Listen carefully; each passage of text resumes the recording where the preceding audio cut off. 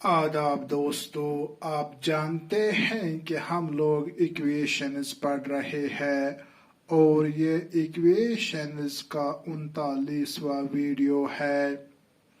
पहले 20 वीडियोस में हमने सिंपल इक्वेशंस कंप्लीट किए हैं, तो आज हम linear equation in one variable पढ़ रहे हैं।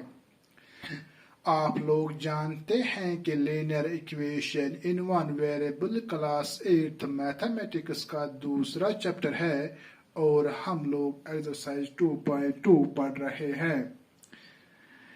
एक्सरसाइज 2.2 में हमने 12 क्वेश्चंस कंप्लीट किए हैं, तो आज हम क्वेश्चन नंबर 13 को सीखने की कोशिश करेंगे। चलो शुरू करते हैं आज का टॉपिक। Question number 13 है a rational number is such that when you multiply it 5 by 2, हमारे पास एक रेशनल नंबर है, उसको हमें मल्टीप्लाई करना है 5 by 2 and add 2 by 3 to the product, और जो हमें प्रोडक्ट मिलेगा उसको हमें ऐड करना है 2 by 3। You get -7 by 12 और हमें मिलेगा -7 by 12। ये सारा काम करके What is the number, हमें बताना है ये रेशनल नंबर कौन सा है। दोबारा सुन लीजिए। A number is such that when you multiply it by 5 by 2 and add 2 by 3 to the product, यानी हमारे पास एक रेशनल नंबर है, इसको हमें मल्टीप्लाई करना है 5 by 2 और जो हमें प्रोडक्ट मिलेगा उसको हमें ऐड करना है 2 by 3, तो हमें मिलेगा -7 by 12। What is the number, हमें बताना है ये रेशनल नंबर कौन सा है। चलो इस चीज को हम सीखने की कोशिश करेंगे। दोस्तों, क्वेश्चन को हल करने से पहले हम रेशनल नंबर का कंसेप्ट सीखेंगे। वो हम यहाँ पे करते हैं। रेशनल नंबर का मतलब है वो नंबर जिसको हम P by Q फॉर्म में लिख सकते हैं। A number that can be put in the form of P by Q, यानी वो नंबर जिसको हम P by Q फॉर्म में लिख सकते हैं, लेकिन ये जो Q है ये 0 के बराबर नहीं होना चाहिए। या हम ये कह सकते हैं कि ये जो डिनोमिनेटर है ये 0 नहीं होना चाहिए। रेशनल नंबर वो नंबर होता है जिसको हम P by Q फॉर्म में लिख सकते हैं, लेकिन ये जो Q है ये 0 के बराबर नहीं होना चाहिए। तो इसका मतलब ये है 0 by 1 भी हो सकता है, 0 by 2 भी रेशनल नंबर है, 3 by 4 भी रेशनल नंबर है, इसी तरह -9 by 6 भी रेशनल नंबर है, -8 by 5 भी रेशनल नंबर है। अब आप यहाँ पे देखिए 15 डिवाइडेड बाई 0 ये रेशनल नंबर नहीं है। ये क्यों नहीं है? क्योंकि यहाँ पे जो डिनोमिनेटर है वो 0 है। डिनोमिनेटर 0 नहीं होना चाहिए। रेशनल नंबर्स पॉजिटिव भी होते हैं और नेगेटिव भी होते हैं। इसी तरह ये जो 2 है ये रेशनल नंबर है, इस 2 को हम लिख सकते हैं 2 by 1, इसलिए 2 भी रेशनल नंबर है। तो ये था रेशनल नंबर का कंसेप्ट। अब हम जाएंगे क्वेश्चन पे। दोस्तों, हम लिख सकते हैं let the required rational number is x, यानी हम लिख सकते हैं let the required rational number is equal to x। हम मान लेंगे कि जो हमें रेशनल नंबर चाहिए उसका वैल्यू है फिलहाल x। हमने x लिया है वो रेशनल नंबर, इसी x का हमें वैल्यू निकालना है अकॉर्डिंग टू क्वेश्चन। क्वेश्चन हमें क्या कहता है? क्वेश्चन हमें कहता है कि ये जो रेशनल नंबर आपने लिया है x, इसको आप मल्टीपल कीजिए 5/2 और जो आपको प्रोडक्ट मिलेगा उसको आप ऐड कीजिए 2/3। तो इसका मतलब ये है कि हम इसको ऐड करेंगे यहां पे 2/3। रेशनल नंबर लिया, उसको मल्टीपल किया 5/2 और जो हमें प्रोडक्ट मिलेगा उसको हम ऐड करेंगे 2/3। तो वो होगा -7/12 के बराबर।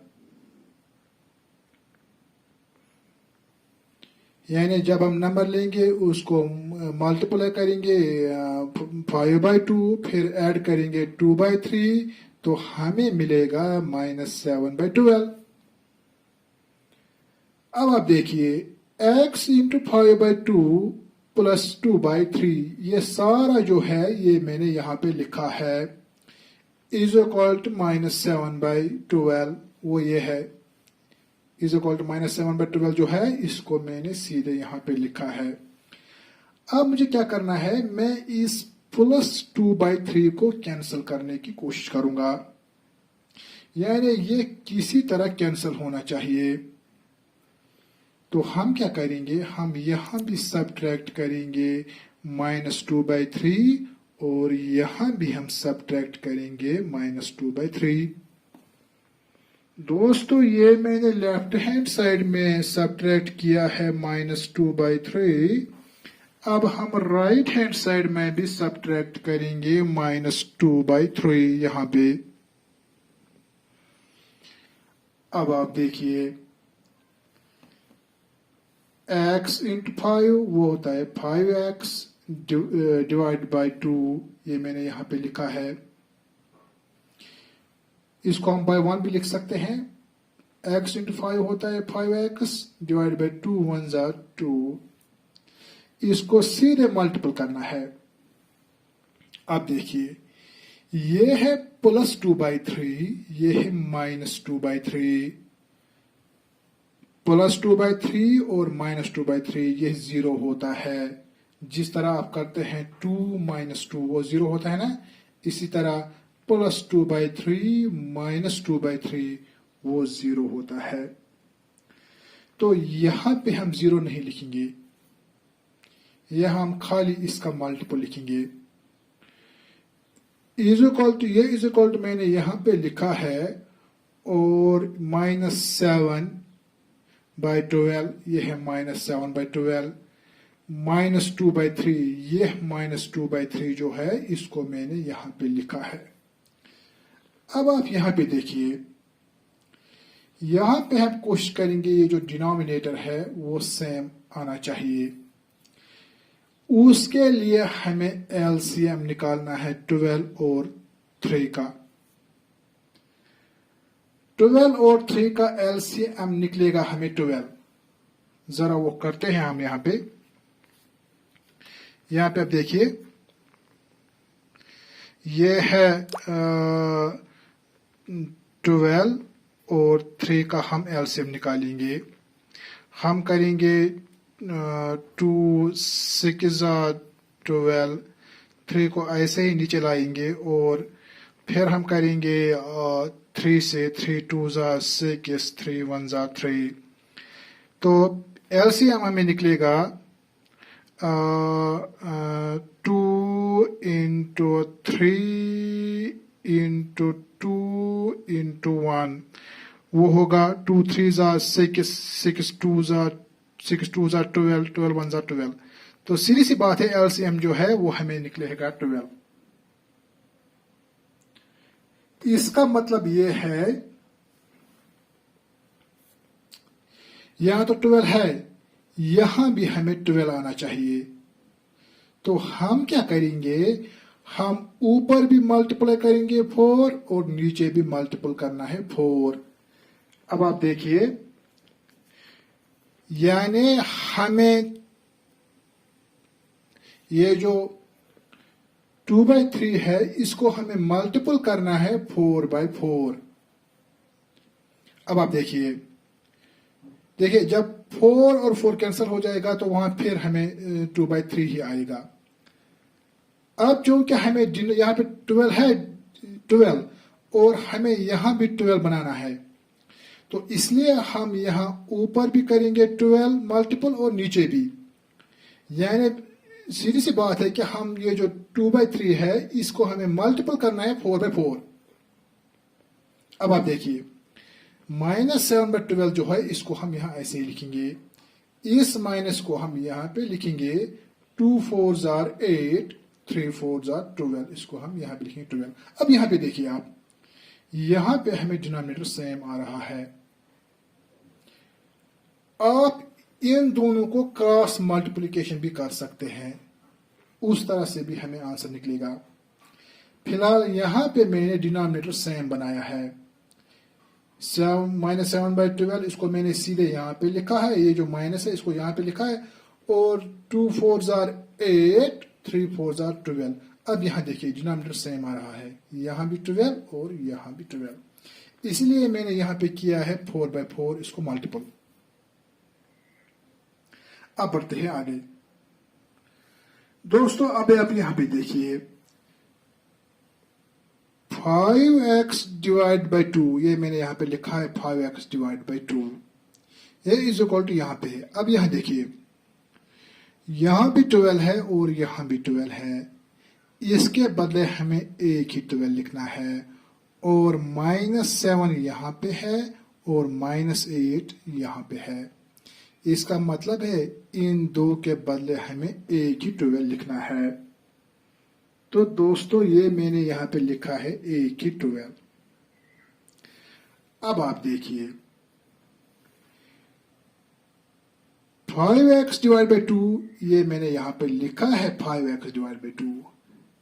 ये इज इक्वल टू जो है इसको मैंने यहां पे लिखा है -7 और -8 जो है वो होता है -15। इसका मतलब है ये हो गया -15 जो मैंने यहां पे लिखा है, डिवाइड बाय करना है 12, ये 12। अब हम क्या करेंगे, अब हम इस 2 को कैंसिल करने की कोशिश करेंगे। हम क्या करेंगे 5x divide by 2, 5x divide by 2 is equal to -15/12, ये मैंने यहां पे लिखा है। अब हम यहां भी मल्टीपल करेंगे 2 और यहां भी हम मल्टीपल करेंगे 2। चलो वो देखते हैं दोस्तों। अब आप देखिए ये मैंने लेफ्ट हैंड साइड में यहां पे मल्टीपल किया है 2। अब हम राइट हैंड साइड में भी मल्टीपल करेंगे 2। यहां पे आप लिख सकते हैं मल्टीपल ऐसे, यहां भी हम लिख सकते हैं मल्टीपल।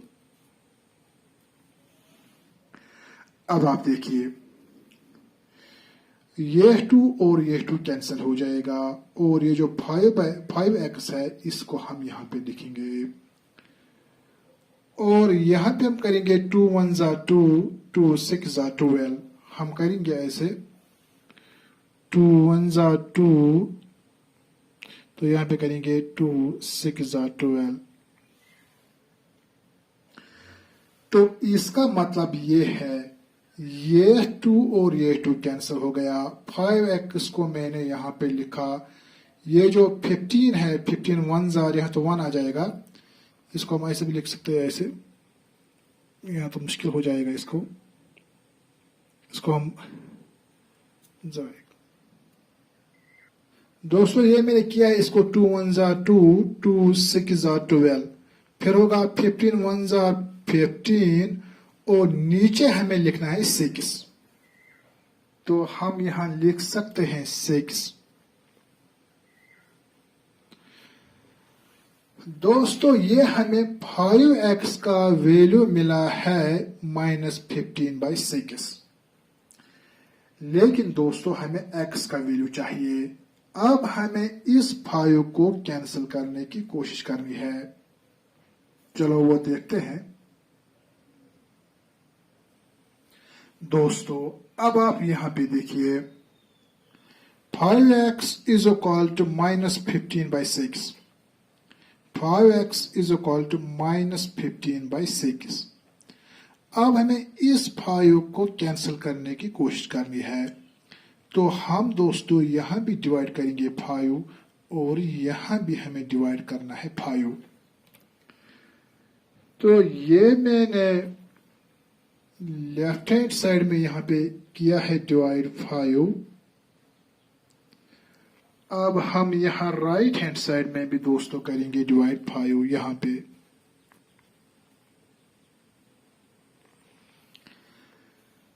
अब आप देखिए ये 5 और ये 5 कैंसिल हो जाएगा और जो ये x है इसको हम यहाँ पे लिखेंगे। ये इज इक्वल टू जो है इसको हम यहाँ पे लिखेंगे -15/6। ये है -15/6। इस डिवाइड को हमें मल्टीपल में कन्वर्ट करना है और इस 5 को रेसिप्रोकल हो जाएगा, ये हो जाएगा 1/5। अब आप देखिए हम क्या करेंगे, हम करेंगे 5 1s are 5, 5 3s are 15। हो गया एक चीज। अब हम करेंगे 3 1s are 3, 3 2s are 6। अब आप देखिए अब हम क्या करेंगे, हम करेंगे दोस्तों 1 1s हो गया 1 और 2 1s हो गया 2। इसका मतलब ये है कि ये जो x है, x का वैल्यू हमें मिला है दोस्तों -1/2। दोबारा सुन लीजिए 5 1s are 5, 5 3s are 15। फिर हमने किया है 3 1s are 3, 3 2s are 6। अब हमने क्या किया है 1 1s are हो गया 1 जो x का वैल्यू है यहाँ पे 1। इसी तरह 2 1s are 2 जो हमने यहाँ पे लिखा है 2 और ये जो ये माइनस है ना ये मैंने यहाँ पे लिखा है। इसका मतलब ये है दोस्तों ये जो x का वैल्यू है वो हमें मिला है -1/2 और जो हमारा अब रुका हुआ रेशनल नंबर है वो है -1/2। यानी जो हमारा रुका हुआ रेशनल नंबर है वो है -1/2 जो हमने x लिया था और जो x का वैल्यू हमें मिला है वो है -1/2 और जो हमें रुका हुआ रेशनल नंबर है वो है -1/2। दोस्तों इस तरह हमने यहाँ पे ये जो यहाँ पे आप रेशनल नंबर लिख सकते हैं द रुका हुआ रेशनल नंबर।